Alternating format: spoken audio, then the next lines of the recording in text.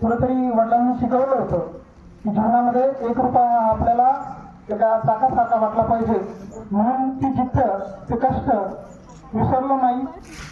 म्हणून मी माझ्या शेतामध्ये पाणी देत होतो आणि गहू पेरलेला होता तर सरांचा 2 वेळेस फोन आला. सकाळी एका कार्यक्रमामध्ये होतो आणि दुपारी शेतामध्ये गेलो, सरांसोबत बोलणं झालं नव्हतं आणि दुपारी सरांसोबत बोलणं झाल्याच्या नंतर सरांनी सांगितलं की बाबा आमचा 15 तारखेला असा कार्यक्रम आहे.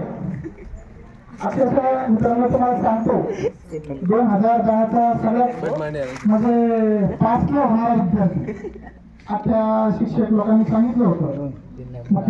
खेडेकर सर होते, या सगळ्या गोष्टी होती की बाळासाहेब लाटे पास होऊ शकत नाही म्हणून.